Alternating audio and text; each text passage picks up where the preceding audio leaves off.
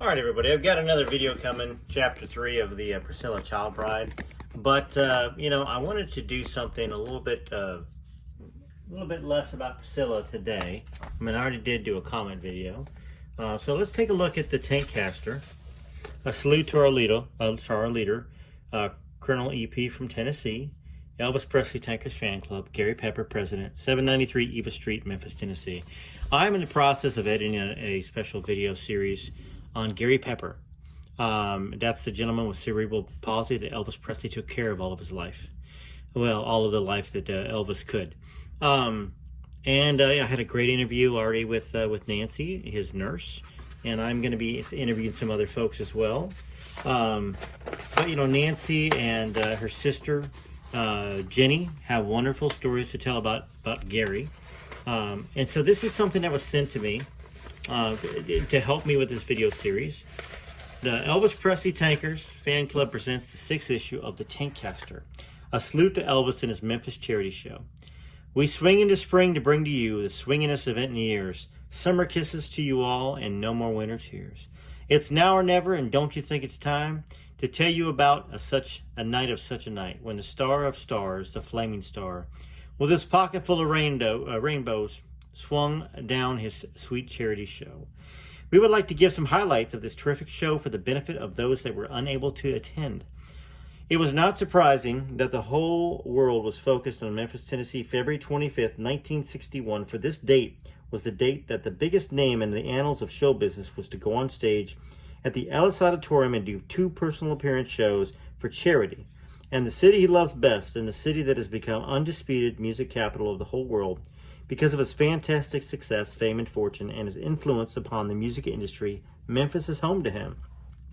The Big E, entertainer personified. This was his first appearance in Memphis at the Ellis Auditorium since May 14th, 1956, when he opened our annual Cotton Carnival festivities with a PA and a terrific show, and his first personal appearance since November 57 in Hawaii, just prior to going into the Army. By the time this Tankcaster reaches your hands, he will have done a repeat performance in Hawaii at Block Arena in Pearl Harbor to help raise $200,000 still needed to complete the USS Memorial for Arizona to those 1,102 American seamen entombed in the hull of the valiant battleship Arizona, which was sunk November 7th, 1941. I want to let you guys know this was written in 61. Okay? This is from Gary Pepper. So look how well written it is. Gentleman trapped in a very crippled body. Big fan of Elvis, and was a fan of Elvis from a long time. So let's continue. The average age of these shipmates was about Elvis's age. I'm certain he will raise that $50,000. Elvis and the Colonel Parker promised, as he did in Memphis. In Memphis, the 2 charity shows plus the $100 plate luncheon netted $51,612. 38 charities will receive from $561 to $3,792 of the proceeds. Colonel Parker had recommended that 10% of the proceeds go to the Elvis Presley Youth Center at Tupelo, Mississippi, Elvis's birthplace, and $2,500 to the War Memorial Fund, the Cynthia Milk Fund, sponsored by the Memphis Press Scimitar, and the Fresh Air Fund, sponsored by the Commercial Appeal. We would like now to salute our 2 Memphis newspapers, the Press Scimitar and the Commercial Appeal, for the fine coverage, pictures, and stories of Elvis, the event on January 25th, 26th, and 27th. Also, our radio and TV stations did a real great job paying tribute and saluting Elvis throughout the day and night of the show. An airplane flew over Memphis advertising the Elvis charity show and a salute to Elvis. Governor Buford Ellington of Tennessee proclaimed February 25th Elvis Day in Tennessee. Our mayor, Henry Loeb, proclaimed Elvis Day in Memphis for February 25th. I wonder if February 25th is still Elvis Day in Memphis. I wonder if it's still on the rolls of that. So let me read a little bit more here. I'm not going to be able to get through all of this tonight, but I'm going to start it. Taken from the Press Scimitar, February 25th. At the luncheon, seated at the head table was Elvis in the center, flanked by County Court Judge Beverly Briley of Nashville, Tennessee, Mayor Loeb, and Elvis's dad, Mr. Vernon Presley, and his wife, Dee. They were seated next to Judge Briley. Others at the luncheon were the top RCA brass, Mr. George Merrick, William Bullock, and John Burgess. Mr. Gene Auerbach flew from Rome to attend the luncheon. He is a millionaire music man who is now pushing Elvis's record, Surrender. Won't you please surrender to me? Great song. Of course, the good old Colonel Parker and Mr. Tom Diskin were on hand, as well as about 225 $100 guests. Also, Natch, I'm not sure. Natch, Elvis's buddies who travel and work with him, namely Joe Esposito, Sonny West, Alan, and Mr. George Gesso, who was MC. Oh, sorry, Alan Fortast. He misspelled that. Fortas. Cliff Gleaves, and our own DJ George Klein. Mr. George Gesso, who was to MC the luncheon, couldn't make it due to an airplane strike, but did make the evening performance. So our great Mayor Loeb took over as MC at the luncheon.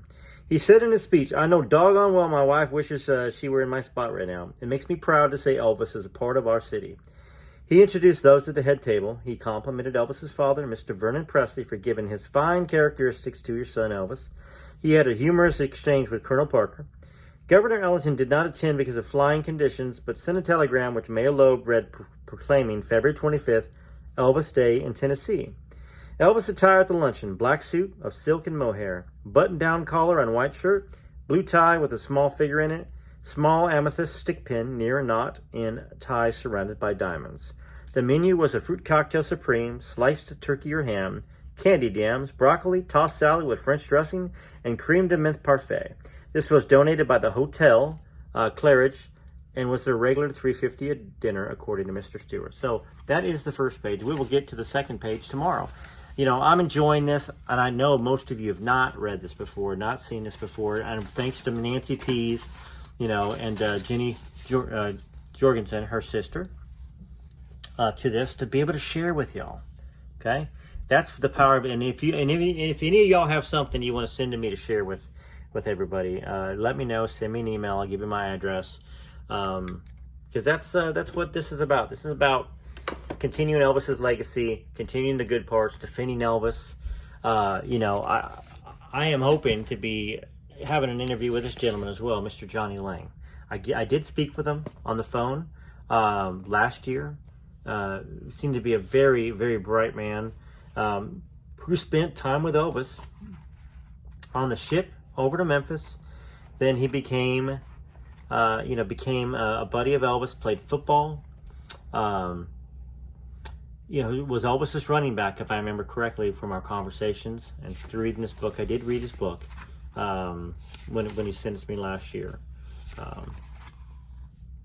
So anyhow, there's so much to share about Elvis, Elvis's friends, Elvis's legacy, and to don't call me babe, you know, and to defend Elvis. Talks about Elizabeth Stefaniak, and I do need to get over to Knoxville and spend some time with her as well. She's up there in the Knoxville area, Smoky Mountain area, not Knoxville, but I did have a conversation with her. Very sweet lady, very intelligent, very bright, married Rex Mansfield, and spent her life with Rex until he passed away. And Rex has a book as well. Anyways, but that's what I want this channel to be. It's going to be a lot of different things, from records to reading stuff about Elvis, to Priscilla, to cards. You know, I know none of y'all want to see the baseball cards I got, but here's some baseball cards, 1959, top stuff. Anyhow, till next time, TCB, this is Rebus Photos. I'm surprised I had the energy to do 2 videos, but that's what y'all do to me. You know, I really try to put my energy out for y'all. All right, till next time.